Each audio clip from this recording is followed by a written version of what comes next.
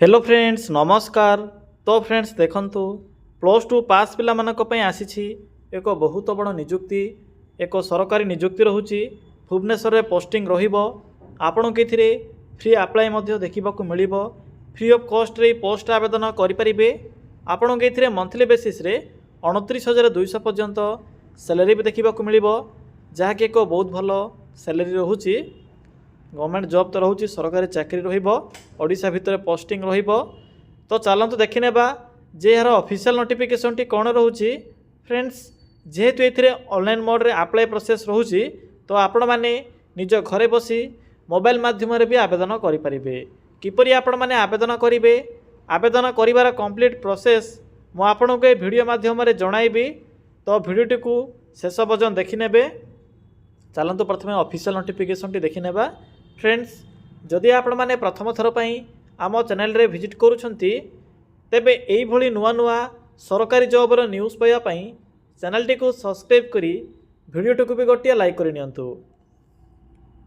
Friends देखंतु एही post रे केउ माने आवेदन करि परिबे, हु कैन अप्लाई। एथि ऑल ओडिसा रो पिला माने आवेदन करि परिबे। आम ओडिसा रो सबु जिल्ला रो पिला माने एही पोस्ट पे आवेदन करि परिबे। जेंडर टी भी बोथ मेल एंड फीमेल रोचे।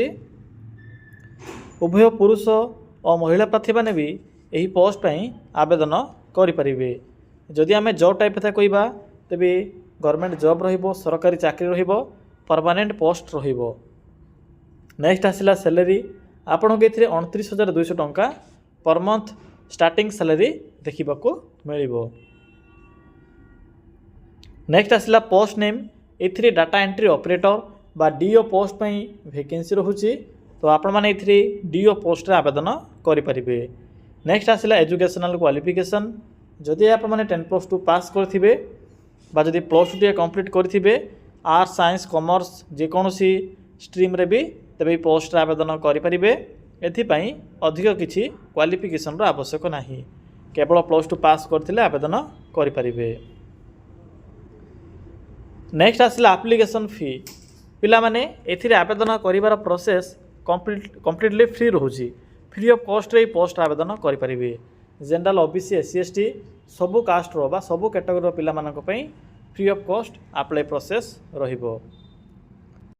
पिला माने नेक्स्ट आसिला सिलेक्शन प्रोसेस। देखंतु एथिरे कोनोसी प्रकार एग्जाम नाही, नो एग्जाम रोची, केवल इंटरव्यू द्वारा आपन को एथिरे सिलेक्शन करा जिवो एवं डॉक्यूमेंट वेरिफिकेशन रहिबो। तो यही प्रोसेस द्वारा सिलेक्शन पाई परिबे। देखंतु पिला माने अन्य एक रोची कोन रोची ना एज लिमिट। जदि आपनकर बयस मिनिमम 18 वर्ष हो जाउथिबो तो ये पोस्ट आवेदन करि परिबे। मैक्सिमम एथिरे 28 वर्ष रोची। तो 18 रु 28 वर्ष रो पिला माने एही पोस्ट रे आवेदन करि परिबे। +2 पास करथिबे, 18 वर्ष बयस होउथिले आपण माने पोस्ट रे एलिजिबल होई परिबे।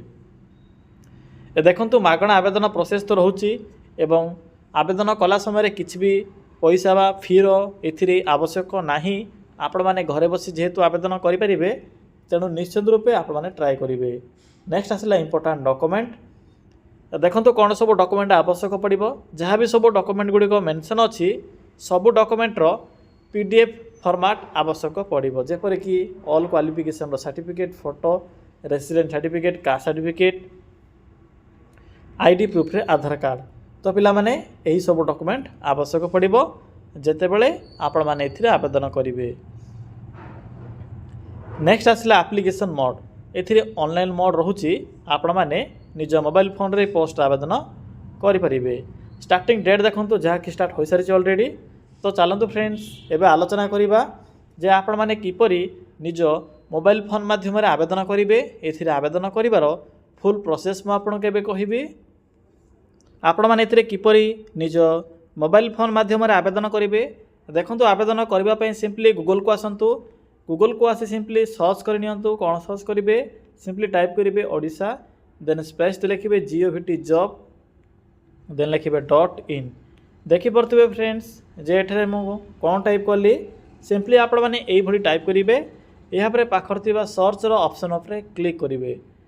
फ्रेंड्स क्लिक कर सारा पर आपण सम्मुखें ओडिशा जीओवीटी जॉब रो साइट ओपन होइतिबो। सिंपली साइट रो लिंक उपरे क्लिक करंतु।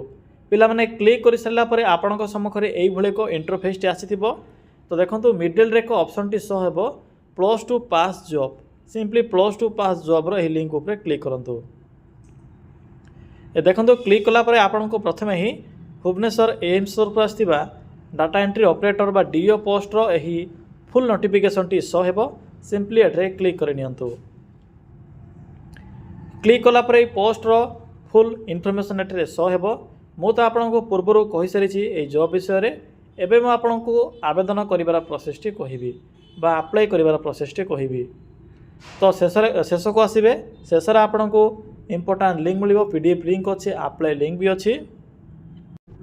तो आपण मैंने सिंपली पीडीएफ टी को भल भाव पढ़े। यहाँ पर अप्लाई लिंक अच्छी जो अप्लाई लिंक उपर क्लिक करेंगे। क्लिक करंतु पिलामाने क्लिक कला पर एभली किसी शो हेबो।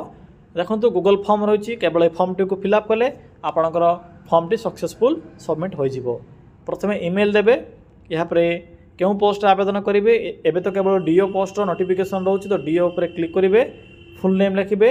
यहाँ पर आपणकर फुल एड्रेस लिखिबे with pin code and email address सहित मेंशन करेंगे। Mobile number date of birth select करेंगे। यहाँ पर आपणकर मैट्रिक रो मार्कशीट को ये अपलोड करेंगे जहाँकि 10 MB रही 10 MB रही मैक्सिमम पीडीएफ रो साइज। यहाँ पर आपणकर कास्ट को सिलेक्ट करेंगे। जनरल होते जनरल लिखिबे। SC ST थे SC ST OBC थे OBC। जदि आपणकर कैटेगरी एक्स सर्विस मैन कि PWD होइथिबो तबे अदर उपर क्लिक करी मेंशन करेंगे। यहाँ पर देखंतु अपलोड कास्ट सर्टिफिकेट। जदि आपण माने SC ST OBC किंबा SCBC किंबा SC ST किंबा PWD यही कैटेगरी होइथिबे तबे आपणकर सेही जातिगत प्रमाणपत्र रो सर्टिफिकेट को अपलोड करेंगे। यहाँ पर मैक्सिमम क्वालिफिकेशन लिखिबे। यहाँ पर जहाँ भी मेंशन करेंगे मैक्सिमम आपणकर क्वालिफिकेशन से क्वालिफिकेशन रो पीडीएफ फॉर्मेट को बा प्रमाण पाई पीडीएफ टी को अपलोड करेंगे। +2 थे +2 लिखि अपलोड करेंगे। यहाँ पर आपणकर कंप्यूटर जदि किसी एक्सपीरियंस थी तेज एक्सपीरियंस रो इथिरे सर्टिफिकेट को बा पीडीएफ टी को अपलोड करेंगे नचेत ब्लांक छाड़े। देन देखो मेंशन अच्छी आपण मैंने नोटिफिकेशन पीडीएफ उपर क्लिक करी एक फॉर्म टी को प्रथम डाउनलोड करेंगे जहाँकि ये लिखा जाइए।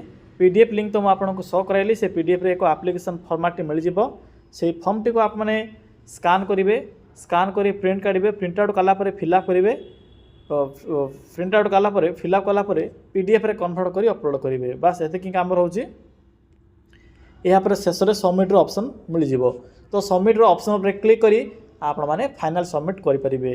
तो पिला माने यही प्रोसेस द्वारा आपण मैंने यही डीओ पोस्ट पे आवेदन करेंगे।